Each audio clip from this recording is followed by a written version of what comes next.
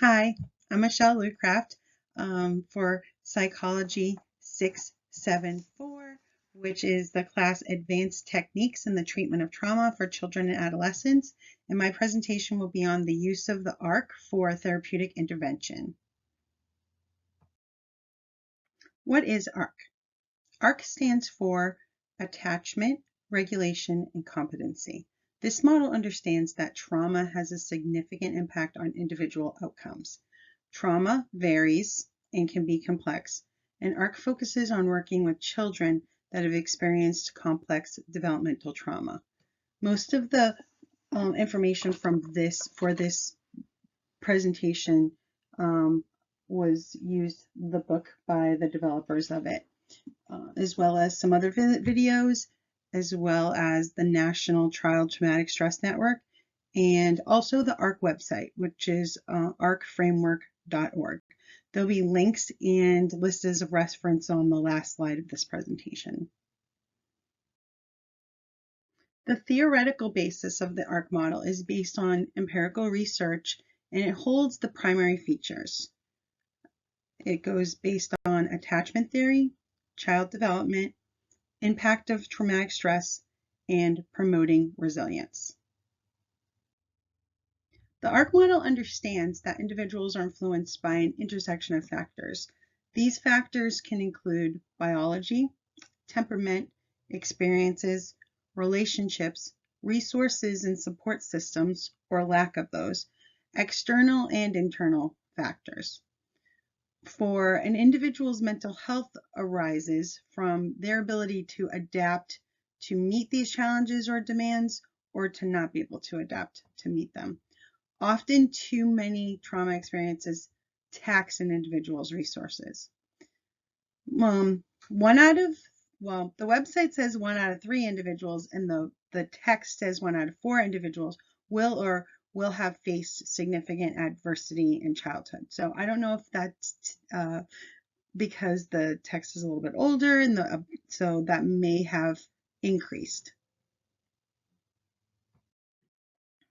One important thing to remember about ARC is that it encourages a 3-part model for understanding child behaviors. So it starts with impacted systems of meaning. This means that the individual perceives or makes the assumption of danger. So a child could think, people want to hurt me, the world is a dangerous place. A child may feel like they have a lack of control within their system, and this could have the possibilities of fear and shame. The next thing is the physiological and behavioral response, where an individual seeks safety or tries to fulfill a need. And that typically manifests in like the fight, flight, or in the text they call it flee, freeze.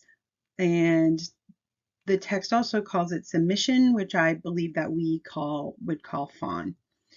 The next part of this 3-part model is interference from developmental challenges.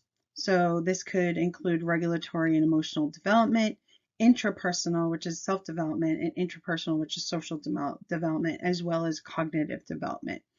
And behaviors may manifest as a way for the individual to try to survive, to get some attention in a neglectful situation, or maybe to numb themselves from whatever kind of complex trauma is occurring to them.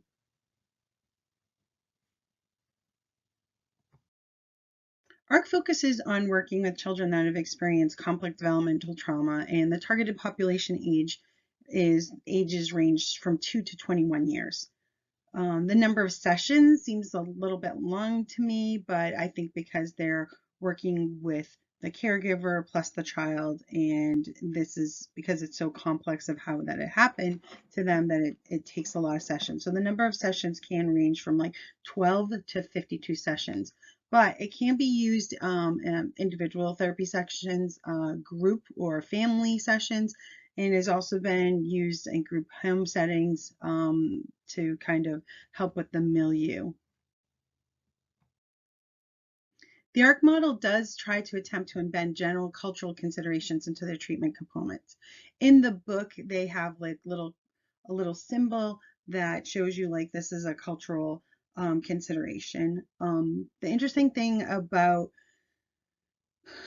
the ARC model is that it's meant to adapt to the factors surrounding each child, their caregiver, and the system they find themselves within.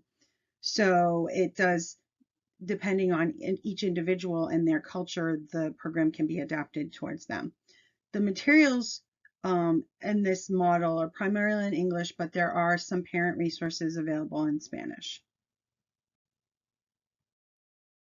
The attachment portion of the ARC model focuses on the caregiver affect and management, attunement between the caregiver and the child, effective response, engagement, education, and routines and rhythms. The regulation portion of the ARC model focuses on identification and modulation, and the competency portion of the ARC model focuses on executive functions, self-development and identity, and relational connection and trauma experience integration. A typical description or sample of a session or session structure involves the factors that I just stated in the identified and focused on the previous slide, but using these key strategies, starting with to sustain active attention to engagement by exploring and identifying the stake of the child, caregiver, and system of goals. So it's basically to keep them engaged and focusing on the goals of that particular child and caregiver.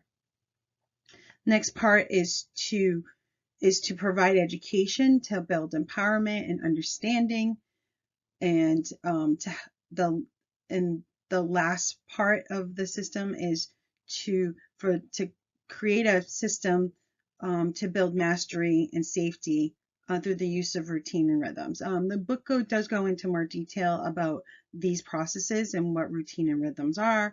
The book also provides materials, activity ideas, worksheets, and handouts for both the child and the caregiver, and all of those are provided in the back of the book. It's basically activities to and worksheets that build upon the factors that are identified in the beginning sessions. The developers of the ARC model is Christine M. Kenningberg, and she is an LCSW and a director of trauma services for Justice Resource Institute in Connecticut. And Margaret Bolstein is a PhD, practicing clinical psychologist and director of the Center for Trauma Training in Needham, Mass. The two of them have been working together since 2004, and they have co-authored, I believe, the book that I had showed you previously, as well as another book. The ARC model has shown through research that it leads to a reduction in child post-traumatic stress symptoms and general mental health symptoms, as well as increased adaptive and social skills.